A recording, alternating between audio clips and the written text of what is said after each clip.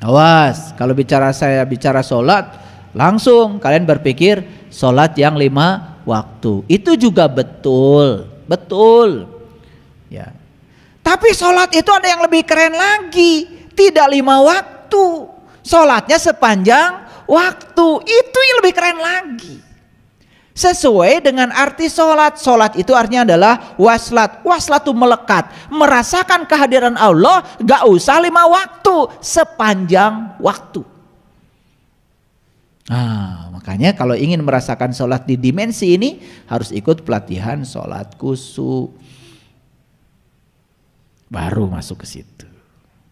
Ini baru bunga-bunganya aja supaya gelisah.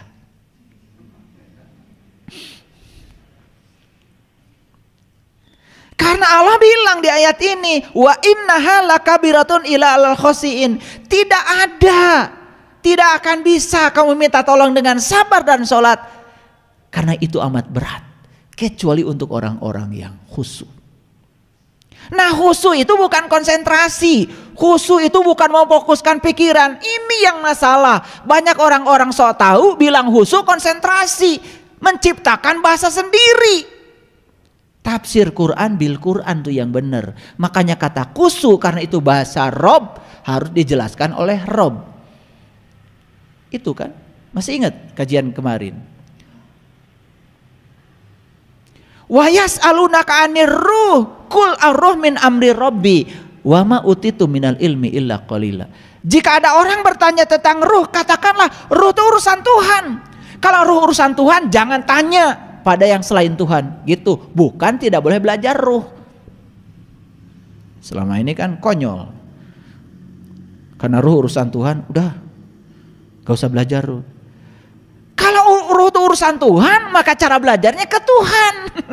Gitu, jangan ke hantu.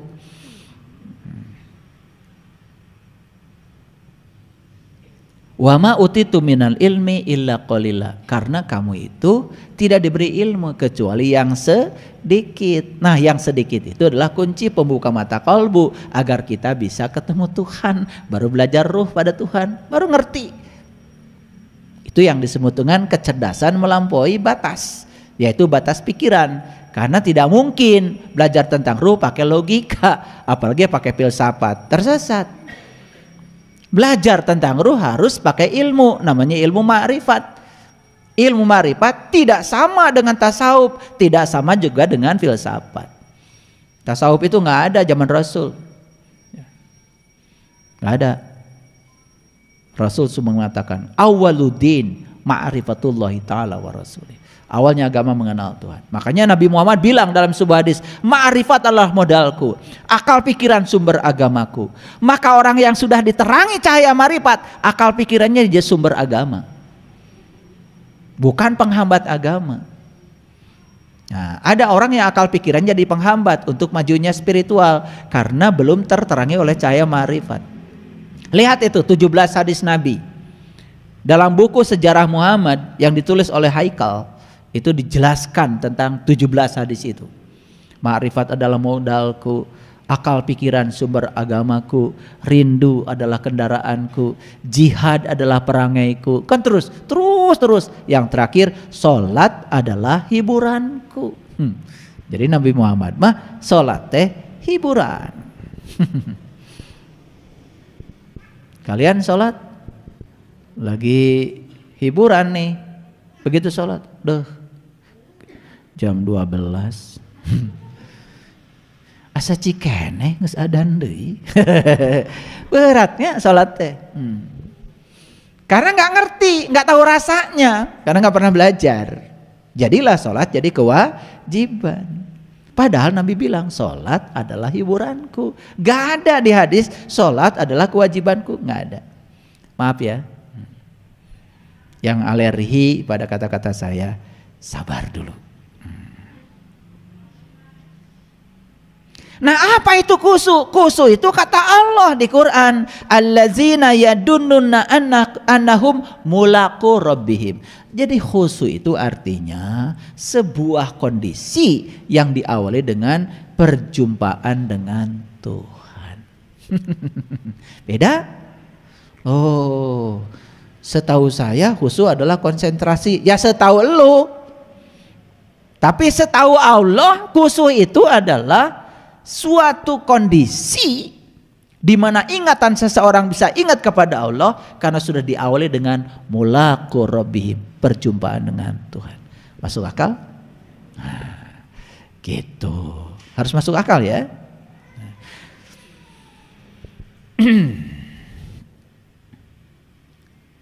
Lalu ayat lain Allah mengatakan in yang surkum, ya, in yang surkumullahu fala ghalibilakum. Jika Allah menolong kamu, maka tak ada orang yang dapat mengalahkan kamu. Jika Allah membiarkan kamu, maka siapapun gerangan yang dapat menolong kamu daripada Allah sesudah itu siapa? Karena itu hendaklah kepada Allah saja orang-orang mukmin bertawakal. Jadi ayat ini sedang menjelaskan kepada kita bahwa Allah itu bisa menolong seseorang, bisa tidak menolong seseorang. Allah itu bisa menolong seseorang, bisa juga membiarkan seseorang. Nah, pertanyaannya, siapa yang akan ditolong Allah menurut ayat ini? Sudah jelas tadi, yang ingin menolong dirinya sendiri. Dan siapa yang dibiarkan oleh Allah? Kriterianya sudah jelas. Dari 6 kriteria tadi sudah jelas, yaitu orang yang tidak mau menolong dirinya sendiri.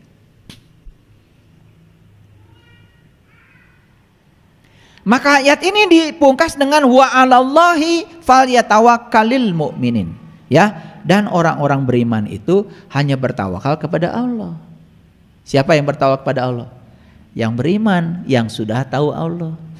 Yang belum tahu Allah, bagaimana bertawakal kepada Allah? Allahnya aja nggak tahu. Gitu.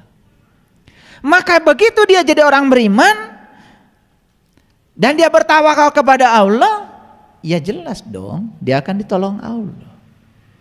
Nah, hati-hati kata-kata ditolong Allah, karena salah kaprah lagi. Ditolong Allah sering dikatakan, wah, kalau Allah mengkabulkan semua doa saya, berarti Allah menolong saya. Nah itu, kayaknya kalian dari dulu di rumah gak nambah-nambah buku agamanya, ya. Iya, itu aja buku itu, kumpulan doa-doa mustajab. Paling banter nambah mujarobat ya. Jadi nggak perlu lagi ya beli buku kumpulan doa-doa mustajab. Kenapa?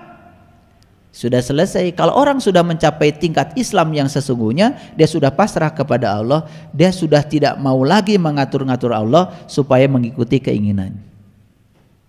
Dia menerima apa saja yang sudah menjadi kepastian dari Allah sebagai kebenaran. Tidak terjebak benar salah, tidak terjebak baik buruk. Itulah yang disebut dengan muslim.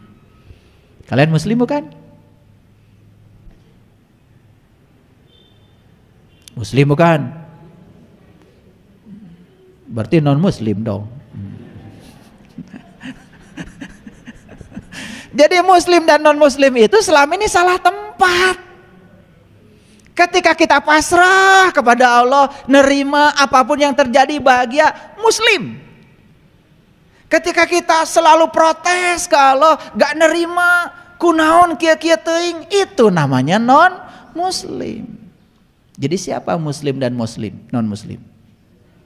Nah loh, kamu juga kadang muslim, kadang non muslim. Gitu ngaji.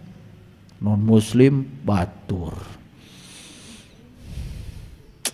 Kumaha, gak naik kelas terus. Ini sekarang sedang jadi muslim atau non muslim?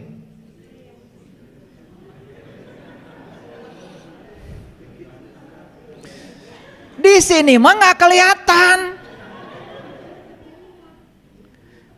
Di sini tuh saya tidak bisa bilang kalian itu muslim, nggak bisa. Karena saya tidak bisa bilang kalian muslim dari pakaiannya. Nah, kalian itu kelihatan muslim atau tidak muslim itu di kehidupan. Wajahnya anggun, senyumnya bersahabat. Ya? Ya. tidak ada kecurigaan pada orang lain. Bahkan senyumnya bukan hanya dengan mulut, senyumnya sudah dengan mata. Matanya penuh dengan persahabatan. Selalu berbaik sangka pada setiap orang. Dirindukan banyak orang Muslim. Penuh curiga. Senyumnya miring ke kiri, ke kanan nggak ada. Ya toh? Iya, kalau ngomong menyakitkan. Kalau bicara penuh dengan fitnah dan hoax. Bagi saya sih yang kayak gitu non muslim. Jadi muslim dan non muslim itu sebetulnya ditujukan ke dalam diri kita sendiri. Stop menunjukkan pada orang lain. Kan tidak elok di sebuah kumpulan kita sedang bersama dengan orang-orang. Kadang-kadang saya mohon maaf di acara resmi kan suka ada begini. Saya akan memimpin doa. Ya, untuk yang non muslim silahkan sesuai dengan kepercayaan masing. Kan gak enak gitu. Gak enak. Mau mimpin doa sudah mendiskreditkan orang lain kan gitu. Itu acara resmi dan ini sering terjadi. Saya kalau saya ada di posisi itu, gak enak. Untung aja mereka yang dibilang begitu nggak langsung bubar. Kalau gitu saya mau keluar aja nggak ikutan doa Anda. Gimana kalau begitu? Doa nggak? Lah mau doa aja yang universal karena Allah tuh mengerti semua bahasa. Ya salah sendiri Anda doanya pakai bahasa tertentu yang tidak mengerti orang. Kenapa sih doanya tidak begini aja? Semoga semua Anda yang di ruangan ini berbahagia gitu. Gitu aja kan. Betul? Kan doanya singkat tapi padat. Udah mendiskreditkan orang, kemudian doanya pun hanya untuk kelompok tertentu. Padahal orang sudah hadir. Saya mau nanya sama kalian, di situasi itu nyaman gak kita? Gak nyaman kan? Betul gak? Gitu. Nah disitulah belajar namanya tepo seliro. Belajar merasa sebelum terasa. Itu yang disebut dengan silih asah, silih asih, silih asuh, silih wawangi. Makanya Hyang Prabu melambangkan ilmunya dengan maung. Maung itu manusia unggul. Manusia unggul itu yang sudah mencapai kebijaksanaan, yang sudah bisa merasakan orang lain sebelum terasa. Nyaan dedehan. Kasaha itu boleh nyaan dede. Gitu. Ajaran leluhur kita kan begitu, ya. Nah, kita lihat Quran surah Luqman ayat 33. Hai manusia, nah, yang dihaikan nih manusia. Yang selain manusia gak dihaikan. Kalian dihaikan gak kira-kira? Dihaikan apa tidak? Dihaikan dong. Saya kan manusia.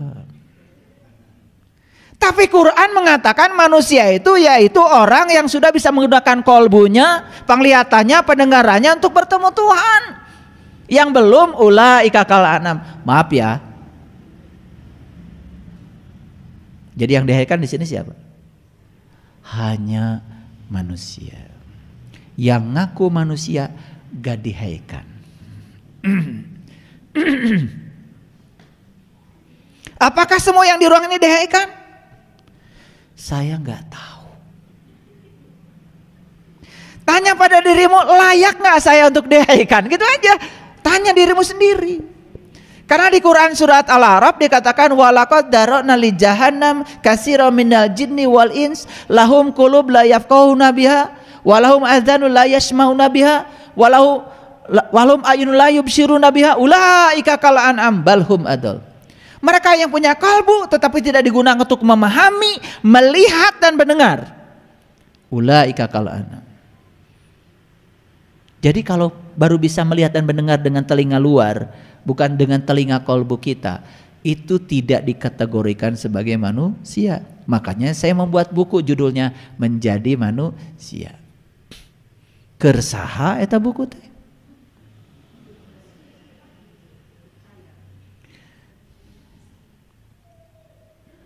Kira-kira buat siapa?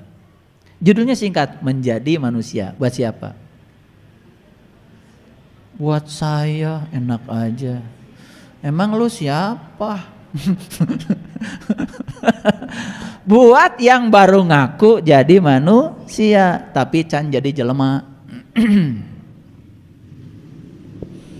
Hai manusia, bertakwalah kepada Tuhanmu, dan takuilah suatu hari yang pada hari itu bapak tidak bisa menolong anaknya. Anak juga tidak bisa menolong bapaknya. Ini ayat judulnya itu supaya tidak ewuh pakeuh. Akan ada suatu hari di mana bapak nggak bisa menolong anaknya, anak juga nggak bisa nolong bapaknya. Akan ada suatu hari. Saya tanya sama kalian kalau udah pinter, kapan hari itu? Kapan hari itu? Sekarang. Enak aja, memang sekarang nggak bisa bapak nolong anak. Jang cing, bapak terbuka rokok ya? Bisa, bisa sekarang. Akan ada suatu hari bapak tidak bisa menolong anak dan anak tidak bisa menolong bapak. Kapan hari itu? Nah, liar kan? Iya. Selama ini kita tuh nggak ngerti ayat ini. Pada saat itu setan-setan dibelenggu.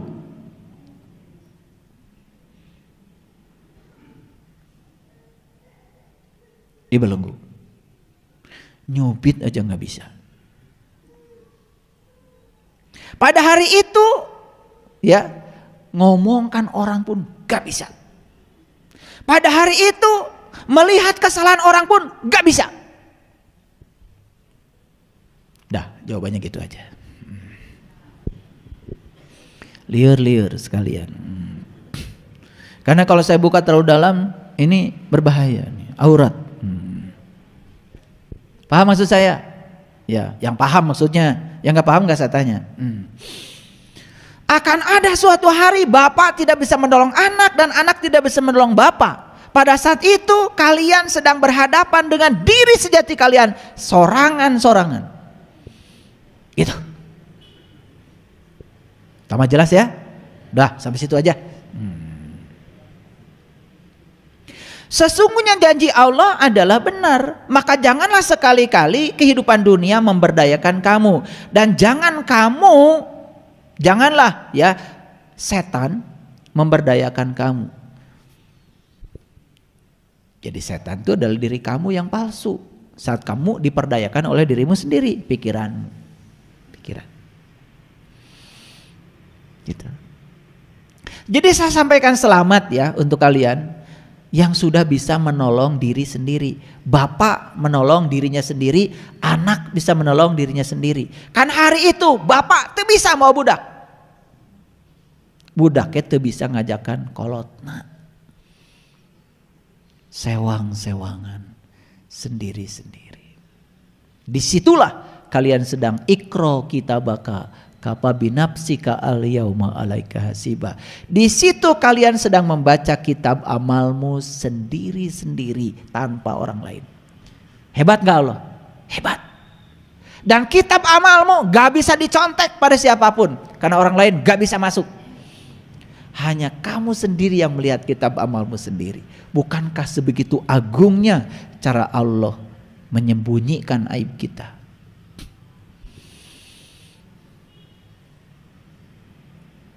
Sewang-sewangan sendiri-sendiri. Ikro kitabaka kafa binafsika al-yauma alaika hasiba. Bacalah kitab. Dan kita tidak akan bisa melihat kitab orang lain. Dan kita tidak bisa ngintip kitab orang lain. Kita hanya bisa melihat kitab kita sendiri. Karena saat itu anak kita pun gak lihat. Bapak kita pun gak lihat. Saat itu kita cuma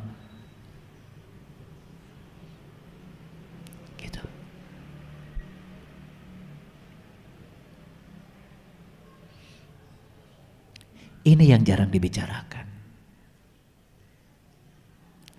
Dan yang lucunya banyak yang tidak merindukan hari ini. Saat itu tidak dirindukan. Harusnya tanya, kapan hari itu? Selalu saja hari kiamat, hari akhirat. Ngerti juga enggak? Betul hari kiamat, tapi hari kebangkitan kesadaranmu. Betul hari akhirat saat engkau bisa menyaksikan akhirat dalam dirimu. Itulah hari yang penting, di mana anak tidak bisa menolong bapaknya, bapak tidak bisa menolong anaknya. Gitu. Kalau lagi gini bisa nggak tolong menolong? Bisa. Yang nggak mau nulis, nggak punya pensil masih bisa. Sekarang mah sebetulnya bukan hari, tapi saat. Nanti kalian pulang dari sini, silakan. Dan saat itu yang menentukan bukan Allah. Saat itu yang menentukan adalah dirimu sendiri. Saya pastikan sekarang saya mau menolong diri saya. Dan saat ini saya tidak bisa menolong anak saya kecuali saya bisa menolong diri saya sendiri. Dan anak saya pun tidak bisa menolong saya kecuali dia menolong dirinya sendiri. Sudah, yuk sendiri-sendiri. Luar biasa. Tidak pernah tidur, tidak pernah ngantuk. Allah selalu siap siaga setiap saat. Kapanpun kamu datang, beliau selalu menyambut labaikallah. Waduh, ini ya saya kasih tahu. Kalau Quran 30 juz ini dibedah benar-benar nih cara ngebedahnya. Ya, dengan pendekatan spiritual dari pengalaman, tambah pendekatan saintifik, lihat struktur bahasanya, lihat struktur sastranya, lihat etimologinya, lihat asal usulnya, dikupas secara dalam. Merinding. Dan isi Quran yang 30 juz itu cuman satu. Bagaimana cara kita mengenal jati diri kita sendiri? Makanya 30. Juznya bukan 31, 30. Karena 30 itu 3 dan kosong. Kalau kau sudah bisa kosong, maka kau akan bisa tahu yang 3. Nurullah, Nur Muhammad, Nur Insan. Taeta Quran teh. Ribut wae. Jadi membaca Quran yang 30 juz yang sebenarnya itu hening bening, yang ada cuman air mata. Yang ada cuman hangat-hangat air mata.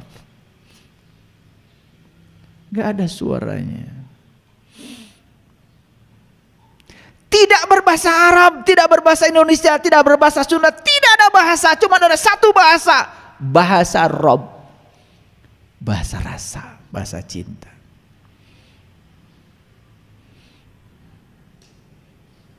Udah bisa? Kalian yang sudah bisa baca Quran yang ini.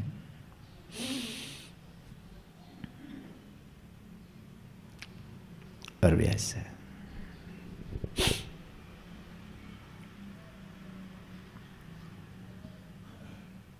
Baik, kita lanjutkan.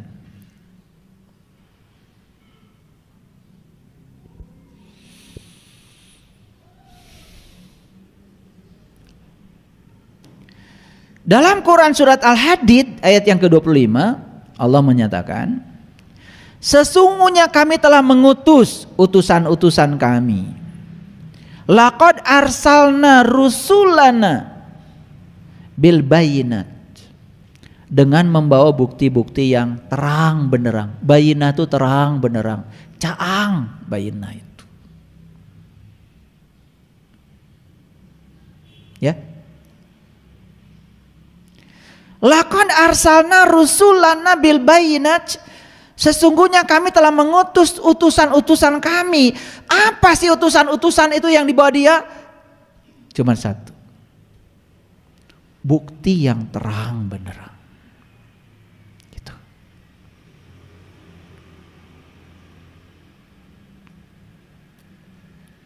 Dan bukti itu nyata, bisa dirasakan, bisa dialami sekarang, di sini, saat ini. Wa anzalna ma'ahumul kitab. Dan kami turunkan bersama mereka kitab. Ini enggak cerita Quran, cerita kitab. Dan banyak yang masalah artikan. Begitu ada kata kitab, langsung aja diterjemahkan Quran. Beda. Quran itu dari kata qara'a yaqra'u Qur'anan, bacaan. Kitab ya kitab.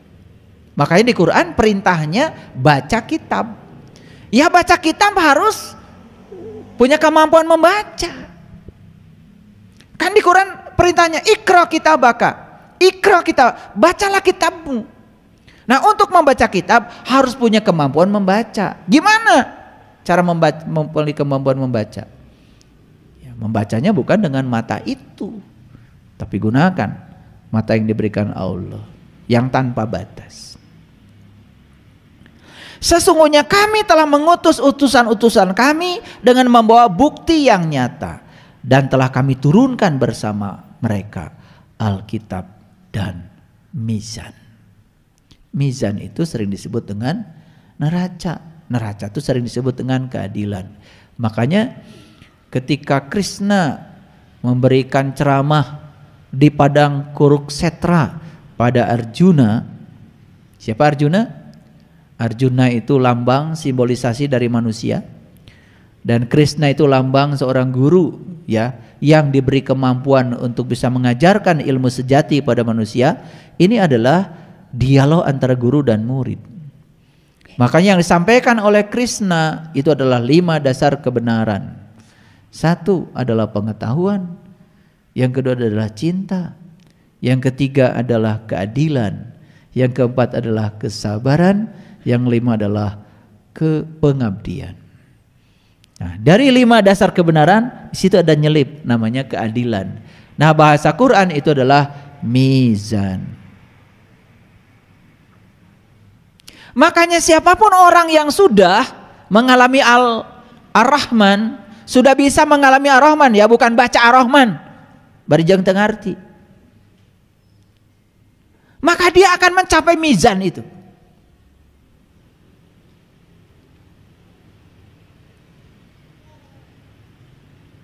Makanya Ar-Rahman selalu 2 kan, Rabbul Masyriqain wa Rabbul Maghribain, 2. Ada 2 matahari, ada 2 tempat terbit matahari, ada 2 tempat terbenam matahari, ada 2 lautan. Marajal bahraini yaltaqiyan bainahuma barzahul la yabghiyan, 2. Jadi selalu 2. Makanya kalau kita berbicara tentang neraca, tentang keadilan, selalu 2. Lihat saya semuanya. Mendengarkan satu pihak, kita sedang berada dalam kegelapan. Kalau kita mendengarkan 2 pihak, maka kita akan dapat pencerahan. Makanya hati-hati kalian. Kalau ada yang ngadu-ngadu satu pihak, kalau kalian respon, kalian langsung memposisikan kalian dalam kegelapan. Langsung emosi, terpancing, kan gitu. Coba dengar 2 pihak, kalian akan dapat pencerahan. Disitulah yang disebut dengan mizan. Itu namanya keadilan. Ya, itu. Makanya coba hakim, dengar terdakwa bicara apa, dengar jaksa bicara apa. Karena jaksa ditunjuk oleh negara untuk memberikan tuntutan. Jaksa tentu saja dari polisi, hakim kan di tengah aja. Tuh. Maka disebutnya juga hakim. Itu nama terlalu tinggi kalau menurut saya. Karena hakim itu orang yang bijaksana, orang yang sudah berada di titik tengah, tidak terpengaruh oleh apa kata terdakwa, tidak juga terpengaruh apa kata jaksa. Dia sudah di titik tengah, hakim. Makanya kalau mereka-mereka ini yang jadi hakim sadar kalau itu nama yang sangat tinggi dan mulia, itu nama Allah, maka dia akan gunakan neraca itu. mizan namanya. Dan memang sih syarat untuk mendapatkan mizan itu harus tahu dulu kitab. Gitu. Jadi kalau untuk tahu kitab apa? Ya untuk tahu kitab ya dia harus ketemu guru yang membawa bukti yang nyata. Makanya coba lihat struktur bahasanya. Sesungguhnya kami telah mengutus utusan-utusan kami dengan membawa bukti yang nyata. Dan kami telah turunkan kepadanya kitab. Siapa yang dapat kitab maka dia akan mendapatkan raja. Itu. Jadi sekarang ada situasi yang sangat menyedihkan, di mana ada penangkapan terhadap orang-orang yang justru bergerak di bidang hukum, ya, itu kan tentu saja. Nah, menurut saya sih sederhana, mungkin belum tahu kitab sejatinya, baru tahu KUHP aja.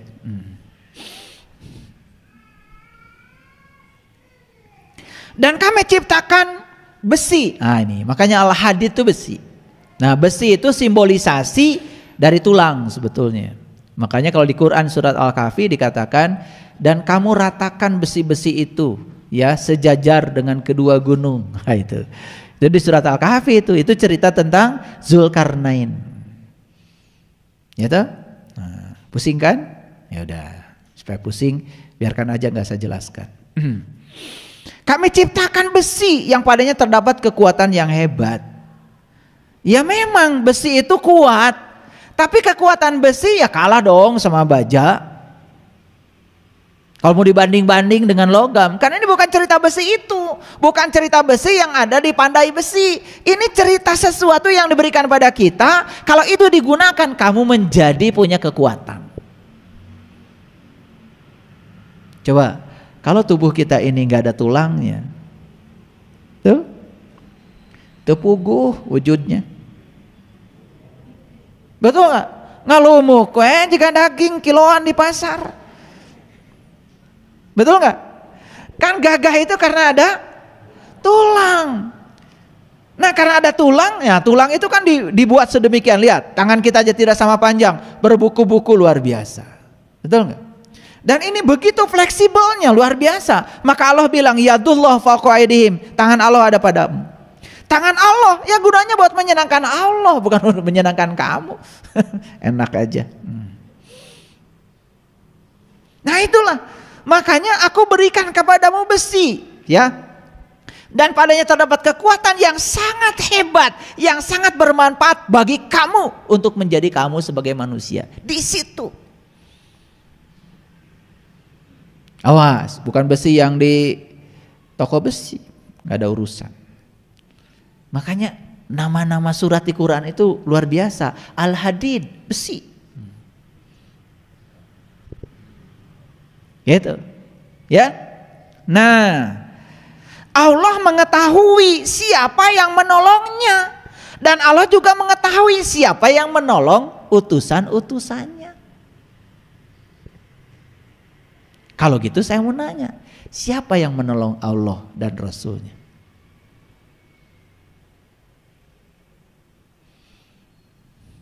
Memang Allah perlu ditolong? Tentu saja. Nur insani ini harus selalu menyatu dengan Nurullah dan Nur Muhammad.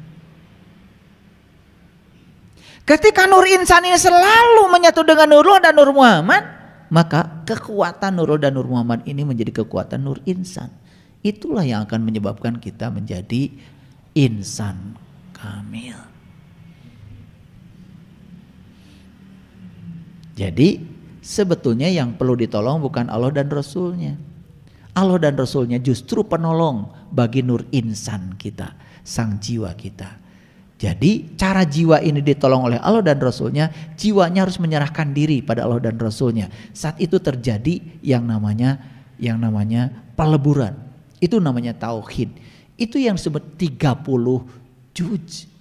Taeta 30 juz. Mun geus bisa kadinya mah hatam langsung. Gitu. Kalian mah tamat we ayo. Beda tamat jeung hatam. Tamat mah Eta nu hamur tumpeng teh. Sesungguhnya Allah maha kuat lagi maha perkasa. Makanya di sini dikatakan, perhatikan, ini ada yang saya tebalkan. Dan Allah mengetahui siapa yang menolongnya dan rasul-rasulnya secara tersembunyi. Nih, saya bacakan bahasa Arabnya supaya kalian percaya. Mayang surhu wa rasulahu bil ghaib. Jadi cara menolong Allah dan Rasulnya itu dengan cara tersembunyi. Gitu. Karena aurat kalau tidak tersembunyi. Keren Quran ya? Keren gak? Gitu. Baru tahu hari ini ya kalau Quran keren ya. Ya ayyuhallazina amun intan surullah yansurkum wa yusabbit aqdamakum. Ini ayat sering juga dikasih embel-embel. Hai orang-orang beriman, tolonglah agama Allah, maka Allah akan menolong kamu. Kan suka begitu? Pertanyaan saya, kalau kita harus nolong agama Allah, Allah agamanya apa? Kan harus jelas dulu yang mau ditolongnya, betul nggak? Kalau Allah agamanya tertentu, emang Allah harus beragama? Kalau gitu tanya lagi, sejak kapan Allah beragama? Berarti dulu Allah kafir dong. Allah aja harus beragama, keterlaluan. Makanya di sini nggak ada agama, nggak ada. Intan surullah yansurkum, ya. Hai orang yang beriman, tolonglah Allah, niscaya Dia akan menolong kamu dan akan meneguhkan kedudukanmu. Gimana cara menolong Allah? Sudah dijelaskan di ayat sebelumnya. Cara kau menolong Allah dalam keadaan gaib, dalam keadaan tersembunyi, satukan nur insanmu dengan Allah dan Rasulnya. Itulah cara menolong Allah. Maka Allah akan menolong kamu dan luar biasa, wa yusabbit aqdamakum, dan Allah akan meneguhkan kamu. Gitu. Nah, setelah saya urai secara panjang lebar ini tambah pusing atau tambah mengerti? Ya, yang tambah pusing saya doakan semoga suatu saat bisa membebaskan kepusingannya. Yang tambah mengerti saya doakan semoga tambah kuat imannya. Ya kan? Yang sudah mendapatkan ya cara-cara untuk menolong diri kita sendiri, teruskan, penuh semangat. Ya. Jadi hari ini kita punya gambaran kelompok manusia mana yang bisa ditolong dan kelompok manusia mana yang tidak bisa ditolong. Silahkan kalian yang menempatkan diri, mau ditolong atau tidak ditolong, pilihan ada pada kalian sendiri. Shadaqallahul adzim, barakallahu li wa lakum. Assalamualaikum warahmatullahi wabarakatuh.